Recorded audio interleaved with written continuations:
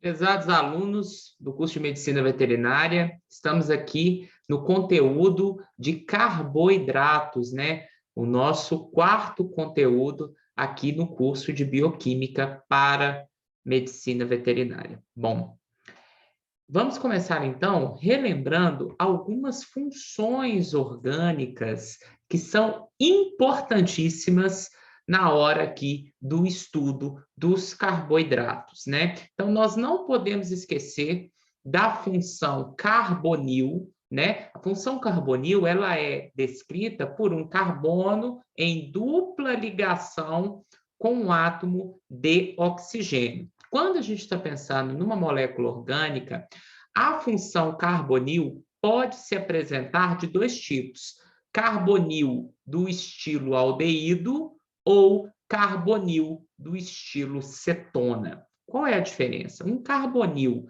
que é um aldeído, a C-O, obrigatoriamente está em um carbono que é final de cadeia, que é ponta de cadeia. Então, a função carbonil, quando ela está na forma de aldeído, ela obrigatoriamente, olha para cá, está no final de uma cadeia. E também, obrigatoriamente, esse átomo de carbono está ligado também a um hidrogênio, já que a quarta ligação dele se faz com algum elemento anterior na cadeia da molécula orgânica que a gente está vendo a presença do aldeído. Por outro lado, a cetona também é um carbonil, mas olha para cá, pessoal, é um carbonil que está no meio de uma cadeia. Então, vejam que na forma de cetona, a C-O está no meio da cadeia e, portanto, o carbono ele faz mais duas ligações com elementos que estão antes e depois dele na cadeia da molécula orgânica que a gente está identificando a cetona. Então, para ficar fácil, carbonil, C-O, na ponta de cadeia, aldeído no meio de uma cadeia, cetona. Outra função orgânica fundamental é o carbono ligado à hidroxila, que é a função álcool, tá? Então, é muito importante para o estudo dos carboidratos saber essas funções orgânicas. E não podemos esquecer do que a gente viu lá na aula de aminoácidos, e volta aqui de novo, que é o quê? Um carbono quiral. O carbono é um elemento que consegue fazer 4 ligações químicas. E quando esse carbono faz 4 ligações químicas com elementos diferentes, a gente tem um carbono quiral. Então, esse carbono aqui ele está ligado a um grupo metil, a um grupo hidroxila, a um hidrogênio e uma cadeia carbônica ramificada em metil aqui. Portanto, como ele está ligado a 4 grupos químicos diferentes, este carbono é um carbono quiral. Então, identificar um carbono quiral ao longo aqui das nossas aulas de carboidrato vai ser muito importante. Feita essa revisão, vamos falar então da importância do que a gente vai estudar. Qual que é a importância dos carboidratos? Mas antes de falar da importância deles, vamos também falar os outros nomes que vão aparecer nas aulas e também nos livros textos que eu espero que vocês estejam assistindo, relacionados aos carboidratos. Eles também são conhecidos como glicídios, eles também são conhecidos como açúcares e eles também são conhecidos como hidratos de carbono. E agora sim, qual é a importância dessas biomoléculas? Primeira, os carboidratos representam as biomoléculas mais abundantes do planeta Terra. Para vocês terem uma ideia, aproximadamente 100 bilhões, tá, de toneladas métricas de gás carbônico são fixadas pelo processo de fotossíntese em moléculas fotoassimiladas que podem ser transformadas por vias metabólicas próprias dos vegetais em celulose, tá? Que é o carboidrato mais abundante do planeta Terra. Então, assim como a celulose, outros carboidratos derivados do processo de fotossíntese também são muito importantes e fazem obviamente com que essas biomoléculas sejam as mais abundantes do planeta Terra.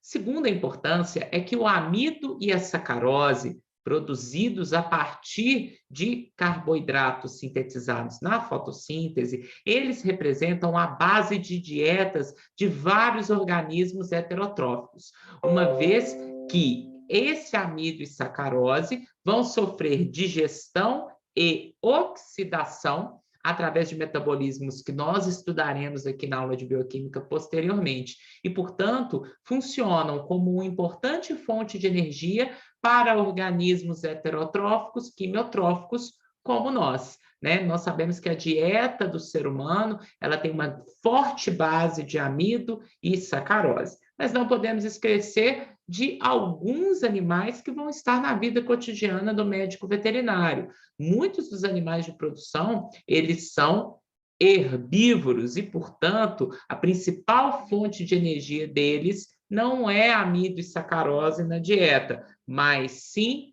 celulose. E a gente vai ver na aula de bioquímica, nessas aulas de carboidrato, como que um organismo como um herbívoro, que não produz enzima para digerir celulose, consegue realizar a obtenção de energia a partir desse importante carboidrato, que é o mais abundante da natureza. Mas, de forma geral, para a grande maioria dos heterotróficos quimiotróficos, os carboidratos representam a base da dieta, representam a principal fonte de energia para esses organismos.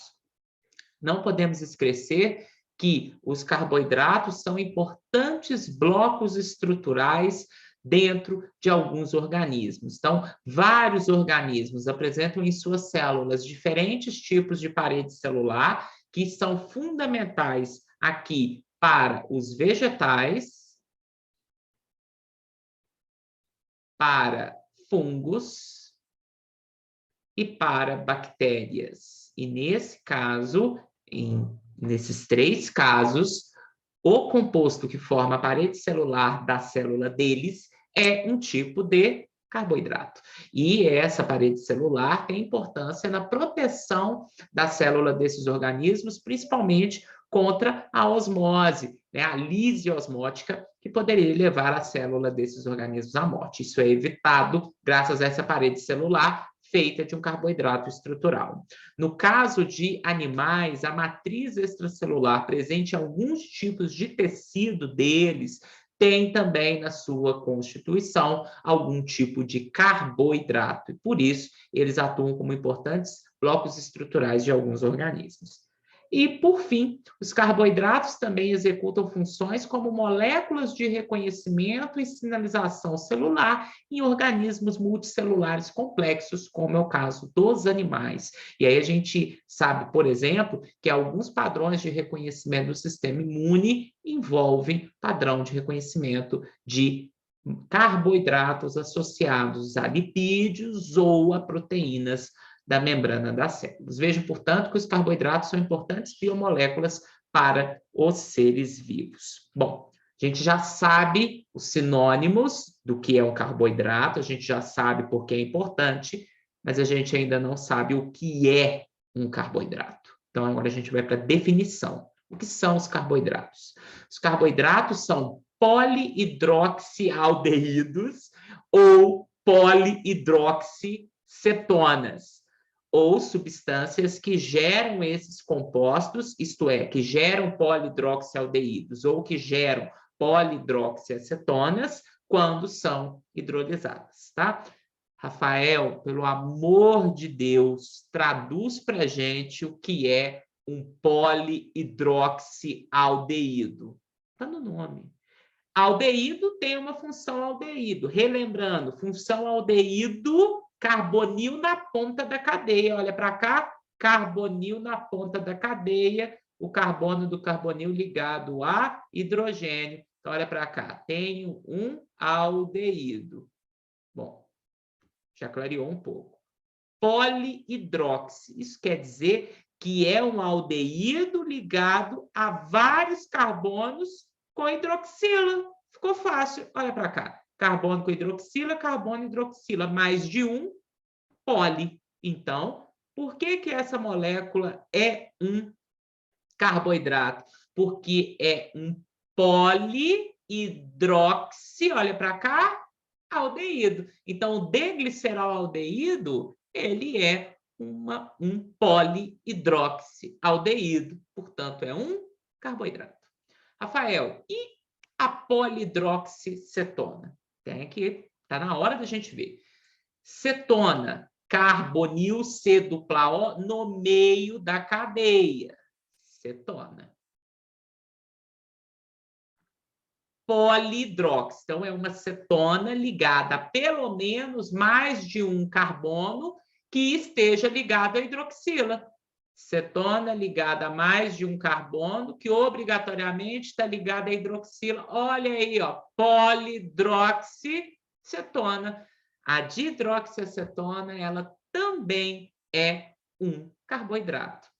Ou existem carboidratos que são muito complexos, mas que quando são hidrolisados, eles liberam unidades de polihidroxialdeído, como esse estilo que a gente viu, ou várias unidades de polihidroxiacetona, como esse estilo que a gente viu. É o caso aqui desse polissacarídeo que a gente está vendo. É um polissacarídeo que, quando tem essas ligações aqui hidrolisadas, daqui a pouco eu te falo qual que é, mas eu já vou adiantar, é a ligação glicosídica. Cada unidade dessa que vai sendo separada através da hidrolisação desse polissacarídeo é um polihidroxialdeído ou é uma polihidroxicetona e, por consequência, ele é um carboidrato complexo. Mas, ao ser hidrolisado, libera as unidades de polihidroxialdeído ou polihidroxicetona, tá? Então, a gente já sabe o que é um carboidrato. Bateu o olho, achou o carbonil, está na ponta aldeído, está no meio cetona, você olha o restante da cadeia. Se o restante da cadeia é formado por mais de um carbono ligado à hidroxila, fechou, você está ali diante de um carboidrato. Se é um carboidrato complexo, que você consegue hidrolisar e liberar essas unidades de polihidroxialdeído ou polihidroxicetona, você também está falando de um carboidrato, só que grande e complexo. Fórmula geral dos carboidratos. É geral, não se aplica a todos, mas de maneira geral, a gente tem os carboidratos seguindo essa fórmula aqui, que é CH2ON, em que N é o número de carbonos da cadeia. Então, geralmente, um carboidrato, o número de carbonos é igual ao número de oxigênios e, portanto, aquele carboidrato vai ter o dobro de hidrogênios em relação ao número de carbonos e oxigênios. Já vou adiantar, nem todos seguem essa regra, mas a grande maioria segue essa fórmula geral. Além desses 3 elementos obrigatórios nos carboidratos, o carbono, o hidrogênio e o oxigênio, alguns carboidratos podem ter nitrogênio, fósforo e enxofre. Tá? Portanto, aqui nessa figura, a gente tem carboidratos muito simples, que tem apenas uma unidade polihidroxialdeído ou polihidroxicetona, são esses aqui, que a gente vai conhecer como monossacarídeos. Ok? E que tem carbono, oxigênio e nitrogênio, tá? Mas nós temos carboidratos que são poliméricos, complexos, formados por muitas unidades ligadas entre si, de polihidroxialdeído ou de polihidroxicetona. Quando a gente está falando desse tipo de carboidrato, que é complexo, a gente está falando de polissacarídeo.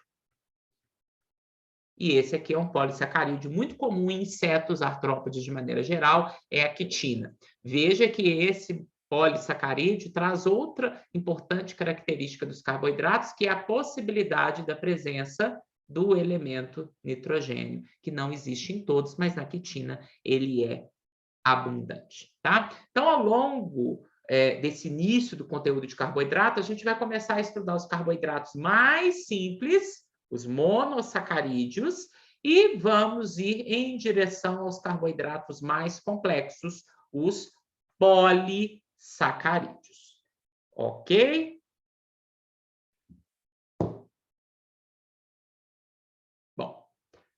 Então, vamos falar agora de monossacarídeos. Ok? Bom, o que são os monossacarídeos? Os monossacarídeos são os carboidratos, os glicídios mais simples. Porque, como eu disse no slide anterior, eles são formados por uma única unidade de polihidroxialdeído, né? Que nada mais é do que um aldeído ligado com mais de 2 carbonos ligado à hidroxila, tá? Então, isso é um polihidroxialdeído, ou um monossacarídeo é formado por uma única unidade de polihidroxicetona, que é uma cetona ligada com mais de 2 carbonos, que obviamente estão ligados a grupo hidroxila. Então, aqui a gente tem alguns exemplos de monossacarídeos. Então, aqui a gente tem o que estava no slide anterior, que é um aldeído ligado a 2 carbonos, cada um com uma hidroxila, portanto, é um polihidroxialdeído, formado por 3 carbonos, é o gliceroldeído. Aqui a gente tem uma cetona ligada a pelo menos 2 carbonos com hidroxila. A gente tem uma polihidroxicetona muito simples, que é a dihidroxicetona, tá? São 2 carboidratos, 2 monossacarídeos mais simples, um do estilo com aldeído, um do estilo com cetona. Aqui, do outro lado, a gente continua tendo alguns monossacarídeos. Vamos ver se eles são, de fato, polihidroxialdeídos ou polihidroxicetonas. Veja que eu já identifiquei função aldeído aqui, função aldeído aqui, função aldeído aqui. Vamos ver agora se essas funções aldeídos estão ligadas a carbonos que têm hidroxila ligado. Carbono com hidroxila, carbono com hidroxila, carbono com hidroxila, carbono com hidroxila, carbono com hidroxila. Polihidroxialdeído de glicose. Vai ser a molécula mais falada ao longo da bioquímica, tá? Vocês podem olhar ela com bastante detalhe, ok? Decorar. Vai aparecer quase todo dia, tá? Então, já sabe. É um polihidroxialdeído, é um monossacarídeo, com 1, 2, 3, 4, 5, 6 carbonos, tá? Outro polihidroxialdeído, de ribose, tá? Essa eu falo muito no biomol. Vejam que é função aldeído com carbono ligado à hidroxila, carbono ligado à hidroxila, carbono ligado à hidroxila, carbono ligado à hidroxila. Olha aí, polihidroxialdeído é também um monossacarídeo. Do outro lado, desoxiderribose. Também falo muito na biomol. Vamos ver. Função aldeído, carbono ligado a hidrogênio. Veja que não necessariamente todos os carbonos têm que estar ligados à hidroxila, tá? Então, aqui a gente tem carbono ligado à hidroxila, carbono ligado à hidroxila, carbono ligado à hidroxila. Pelo menos 2 carbonos ligados à hidroxila definem polihidroxila, com aldeído, polihidroxialdeído. A desoxiderribose também é um monossacarídeo. Por fim, tem aqui a nossa queridinha frutose, que tem função cetona, carbonil no meio da cadeia. Vamos ver se tem pelo menos 2 carbonos ligados à hidroxila, carbono hidroxila, carbono hidroxila, carbono hidroxila, carbono hidroxila, carbono hidroxila, polihidroxicetona, também é um monossacarídeo, tá? Bom, quais são as características físicas gerais dos monossacarídeos? Geralmente, eles são sólidos, eles são cristalinos, muitos são incolores, a grande maioria é solúvel em água. E aí, por favor, aula de água. Por que é solúvel em água? Olha a porrada de hidroxila que tem nessas moléculas, gente. Hidroxila, doador de ligação de hidrogênio. Olha o carbonil do aldeído, olha o carbonil da cetona, átomo eletronegativo, aceptor de ligação de hidrogênio, em meio aquoso. Então, isso aqui, gente, pega água para todo lado, então ele é extremamente solúvel em água, e no paladar humano, a grande maioria dos monossacarídeos gera sabor adocicado, tá? Bom, quando a gente está descrevendo um monossacarídeo, a gente geralmente pode descrever um monossacarídeo em cadeia aberta. O que isso é? O que isso quer dizer? Descrever um monossacarídeo em cadeia aberta. Então, a gente descreve os átomos de carbono unidos entre si por ligações simples, né? Ao longo da cadeia aberta do monossacarídeo. Pelo menos um desses carbonos tem que ter uma ligação dupla com o oxigênio, porque tem que ter uma função carbonil para definir um monossacarídeo, né? Então, quando eu estiver falando de cetona, o carbono dupla O está no meio da cadeia. Quando eu estou falando de aldeído, carbono dupla O está no final da cadeia. E, obviamente, ele também está ligado a um hidrogênio, como a gente está vendo aqui. Os demais átomos de carbono da cadeia, ligados entre si por ligações simples, esses outros átomos de carbono que não são a função carbonil, vão estar ligados a hidrogênios e hidroxilas, algumas vezes, como a gente viu lá na desoxirribose, alguma hidroxila ela é substituída por hidrogênio, e aquele átomo de carbono só está ligado a outros dois átomos de carbono e a hidrogênios, tá? Bom, de novo, a gente, então, quando descreve um monossacarídeo em cadeia aberta, a gente vai mostrar uma cadeia de carbonos não ramificadas, com os carbonos unidos por ligações simples, pelo menos um carbono ligado duplamente ao oxigênio, ponta da cadeia, aldeído, que define um monossacarídeo do tipo aldose. C-O carbonil no meio da cadeia, função cetona. Monossacarídeo que tem função cetona, ele é caracterizado por ser uma cetose. E, ao longo dessa cadeia de carbonos ligados entre si por ligações simples, a gente vai ter vários carbonos, ligação simples hidrogênio, ligação simples hidroxila, ou, como a gente viu na desoxirribose, carbonos ligados apenas a hidrogênio, tá? Então, de novo, os monossacarídeos são divididos em duas grandes categorias. As cetoses, que são aqueles monossacarídeos que têm C-O no meio da cadeia e, portanto, o grupo carbonil está presente no meio da cadeia de carbonos.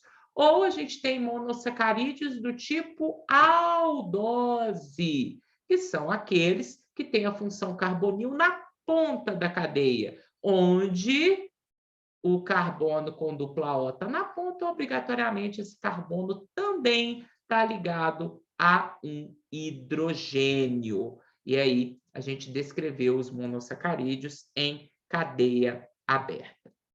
Bom, então a gente já tem aqui duas categorias de monossacarídeos, as aldoses e as cetoses.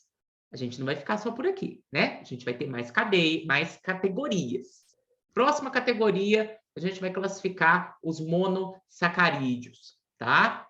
Pelo número de carbonos.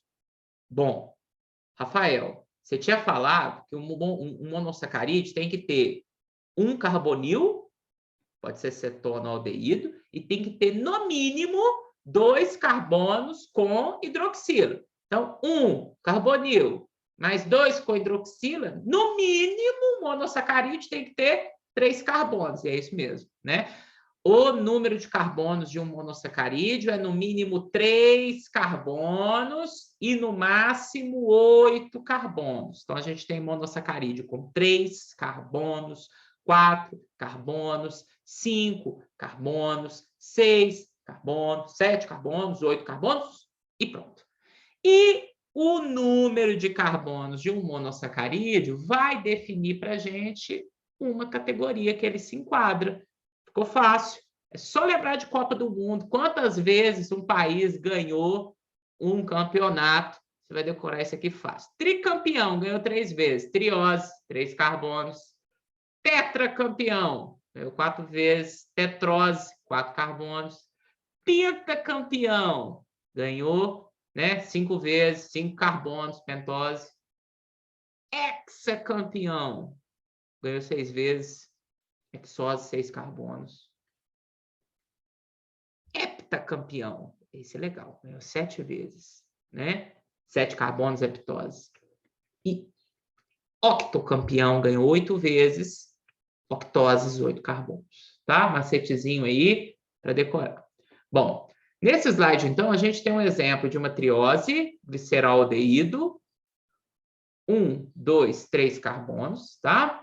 Nesse slide, a gente também tem a tetrose detreose, 4 carbonos, 1, 2, 3, 4. A gente tem a derribose, um exemplo de pentose, 5 carbonos, 1, 2, 3, 4, 5. E a glicose, de novo, falei que ela vai voltar, né? Costume. D-glicose, uma hexose, 6 carbonos. 1, 2, 3, 4, 5, 6. E aí agora você vai dar um pause nessa aula, porque você está vendo no YouTube, né? Você pode dar pause em mim. Na sala de aula vocês não conseguem dar pause, não. Então você vai dar um pause para analisar esses monossacarídeos aqui do slide. E a minha pergunta é, eles são aldoses ou hexoses? Pausa, olha para eles, responde. Agora você voltou, né? Então, quando a gente olha onde está a função carbonil deles, todos eles, função carbonil, olha para cá, na ponta. Função carbonil na ponta, o que é? Aldose. Tem função aldeído na ponta, tá? Rafael, beleza, a gente já entendeu aí as categorias, decoramos com o macetezinho do campeonato, percebemos aqui no mini exercício que são todos aldoses, mas, o que a gente tem que saber agora? Quais são os monossacarídeos mais comuns na natureza? São esses que estão aqui com um retângulo vermelho em volta. São, obviamente, as pentoses e as hexoses. As hexoses são até mais comuns na natureza, elas representam os principais produtos da fotossíntese e são também muitos intermediários nas vias metabólicas de obtenção de energia, que a gente vai estudar na segunda metade do nosso curso.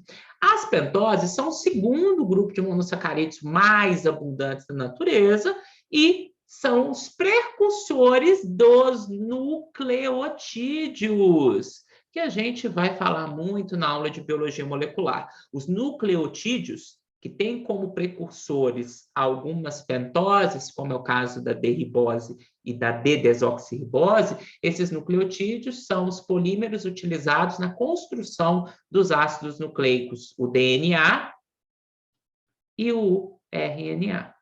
Ok? Mas a gente vai falar mais desses ácidos nucleicos nas aulas de biologia molecular, tá? Bom, quando a gente está falando de monossacarídeo, a gente percebe que os monossacarídeos, eles apresentam um ou mais carbonos quirais. Iniciozinho do vídeo. Carbono quiral é aquele carbono que está ligado a 4 grupos químicos diferentes. E toda vez que a gente tem um carbono quiral em alguma molécula, essa molécula, portanto, apresenta os famosos estereoisômeros, ou o que a gente chama também de formas isoméricas opticamente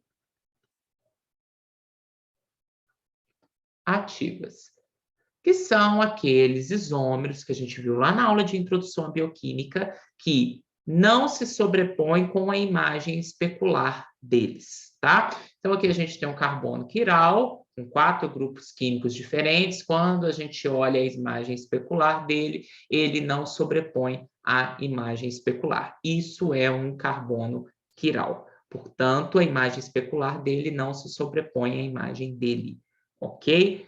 Bom, quando você tem esse tipo de isômero, você tem, portanto, 2 formas isoméricas do tipo estereoisômero. Quando a gente está falando de monossacarídeo, a gente vai estabelecer que existem 2 estereoisômeros, as formas D ou as formas L.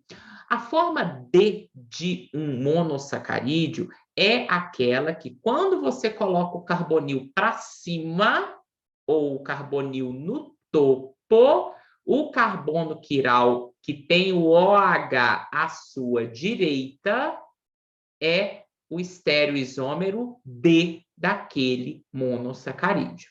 E quando você coloca o carbonil no topo e o carbono quiral tem o OH à esquerda, a gente vai ter a forma L do carboidrato do monossacarídeo que a gente está analisando, tá?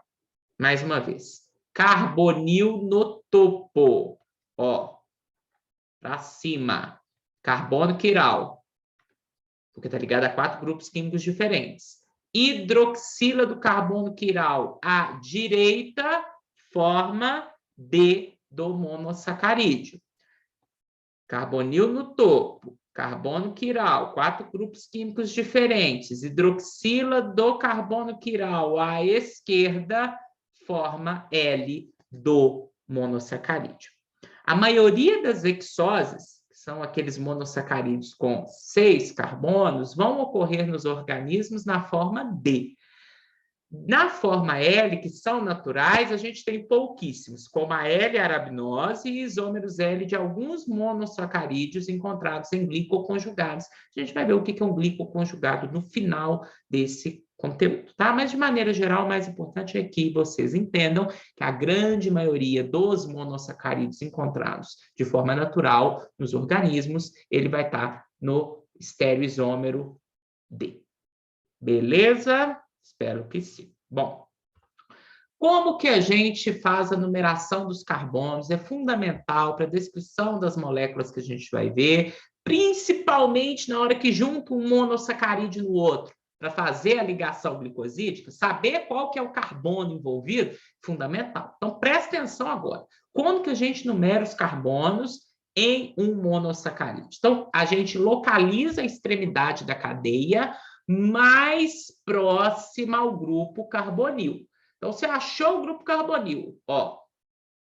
Então, essa é a ponta da cadeia mais perto do carbonil, que nesse caso, inclusive, inclui o carbonil. Então, aquele carbono mais perto da ponta da cadeia que tem o carbonil, ou que pode ser o próprio carbonil, aquele carbono é o 1. E aí você começa a numerar todos os outros carbonos a partir daquele. Carbono 2, carbono 3, carbono 4, carbono 5, carbono 6.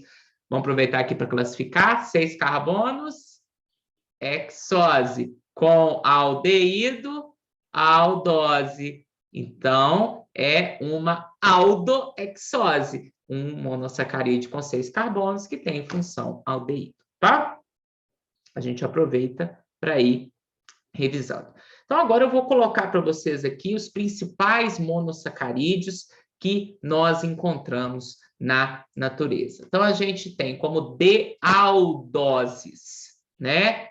D-aldoses. Aldoses porque tem função aldeído, né? Então, com 3 carbonos, que é uma triose, a gente tem o D-glicerolaldeído, tá? Com 4 carbonos, né? Que são tetroses, a gente tem a D-eritrose e a D-treose. Com 5 carbonos, ainda como aldoses, vejam que todos eles, ó, carbonil na ponta, é um aldeído, ó.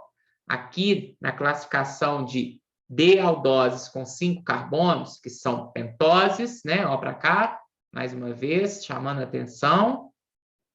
Nós temos a D-ribose, a D-arabinose, a D-xilose e a D-lixose, tá? Vejam que o que muda de um para outro são as posições das hidroxilas e dos hidrogênios nos carbonos da cadeia, que estão aqui coloridos em rosa, todos os carbonos que são quirais, beleza? Então, a posição dos grupos é que diferencia os vários tipos de monossacarídeo em cada uma dessas categorias, tá? Continuando ainda com as D-aldoses, agora um grupo mais amplo, que são as D-aldoses com 6 carbonos, reforçando todas com carbonil na ponta, isso quer dizer que tem aldeído e, portanto, são aldoses, tá? E quando a gente observa, então, a gente tem a D-alose, a D-altrose, a D-glicose voltou, a D-manose, a D-gulose, a D-idose, a D-galactose e a D-talose, todas com 6 carbonos, tá? É muito importante a gente perceber aqui que as D-aldohexoses podem diferenciar-se entre si na posição de hidroxilas e hidrogênios por exemplo, no carbono 2, no carbono 3 e no carbono 4. Vamos aproveitar para revisar a numeração dos carbonos? Localize o carbono mais perto do carbonil. 1, 2, 3, 4, 5, 6. Por isso que são hexoses. Veja que a diferença entre D-glicose e D-manose está na posição de oxigênio, hidroxilas, perdão, e hidrogênios no carbono 2. Olha para cá, como que está diferente, é o oposto entre as duas. E quando a gente compara a D-glicose com a D-galactose, a posição diferente de hidroxila e hidrogênio está acontecendo lá no carbono 4, ok? Então, é isso que diferencia elas duas, tá? Quando a gente vem para aqui, para as cetoses, né, a gente volta novamente a ter aquelas categorias, né? Com 3, com 4, com 5 e com 6 carbonos. Então, com 3 carbonos, como cetose, a gente tem como triose dessa categoria a dihidroxiacetona, a gente está vendo aqui. Com 4 carbonos, a gente tem a D-eritrulose e a D-eritrose, tá? E aí a gente começa a perceber, portanto, que, na verdade, a D-eritrulose, ela se parece com uma aldose com 4 carbonos também, que é a D-eritrose. E aí, gente, vamos aprender uma macetezinha aqui para associar. O nome de uma cetose com 4 carbonos e com 5 carbonos deriva do nome da aldose. Olha para cá. A nossa aldose com 4 carbonos, ela chamava de eritrose. A mesma molécula, só que em vez de ter o carbonil na ponta, o carbonil no meio, ela derivou, né, ela se parece muito com a eritrose. Então, a gente insere o sufixo ul no nome da molécula da aldose. Então, a D-eritrulose, ela se parece muito com a aldose correspondente, a D-eritrose. Esse tipo de derivação de nome também se aplica a alguns monossacarídeos com 5 carbonos. É o caso aqui da D-cetose com 5 carbonos, ribulose. Ela se parece muito com uma pentose com 5 carbonos chamada ribose. Só que, em vez de ter o carbonil na ponta como uma aldose de ribose, ela tem o carbonil no meio, porque ela é uma cetose. Então, como ela se parece muito com a ribose, o nome dela é ribose com ul no meio. Então, é ribulose, ok? E isso acontece com alguns outros que eu não vou ficar gastando tempo aqui na aula para poder descrever, tá? A gente tem outros monossacarídeos aqui com 6 carbonos do tipo cetose também, e eu chamo muito atenção para a frutose, tá? A ribulose, que é essa decetose, uma pentose do tipo decetose ou uma decetopetose, a mesma coisa, ela é extremamente importante porque ela é um intermediário do ciclo de Calvin. A gente vai estudar lá na fotossíntese, tá? E no caso aqui dos monossacarídeos com 6 carbonos, o nome, muitas vezes, dele é derivado do local onde eles foram primeiramente descritos. É o caso da frutose, que foi descrita pela primeira vez como um açúcar de planta, tá? Então, só para reforçar, nesse slide a gente, portanto, tem vários monossacarídeos, tá? A gente tem aqui 5 carbonos, aí cada um vai dar um pause agora e vai contar. Vai ver que todos esses aqui têm 5 carbonos, tá? E, portanto, são pentoses. E vão ver que todos esses aqui de baixo têm 6 carbonos e são hexoses. Também vai separar quem é aldose de quem é cetose. Pausa, volta. Todos que têm o carbonil na ponta são aldoses. E esse aqui, com o carbonil no meio, é uma cetose. A única cetose da figura é a D-frutose, tá? Bom, para terminar esse primeiro vídeo do conteúdo de carboidrato, eu quero trazer o conceito para vocês do que são epímeros, tá? Epímeros são monossacarídeos que se diferem na configuração e posição dos grupos ligados em apenas um carbono. Então, aqueles parzinhos que eu mostrei lá no slide das aldoses com 6 carbonos, né? As exoaldoses, né? Eles voltaram para cá. Então, quando a gente compara manose e glicose, a única diferença que eles têm é na posição da hidroxila e do hidrogênio no carbono 2. Portanto, por diferenciarem na configuração e posição dos grupos ligados em apenas um carbono, manose e glicose são epímeros. Assim como a glicose e a galactose também são epímeros, mas por variação dos grupos ligados no carbono 4, como a gente está vendo aqui também. Então, portanto, glicose e galactose são epímeros em carbono 4 e manose e glicose são epímeros em carbono 2, tá? Na próxima videoaula, a gente continua falando de monossacarídeos e a gente vai explorar como que os monossacarídeos são encontrados primariamente dentro dos organismos. Não é nesse formato de cadeia aberta, mas a grande maioria na forma de cadeia fechada, principalmente os com 5 e 6 carbonos, que são os mais abundantes. Então, não deixa de ver a próxima videoaula, porque não é simples perceber como que a cadeia aberta, que é essa, vai se transformar em cadeia cíclica. Até a próxima videoaula.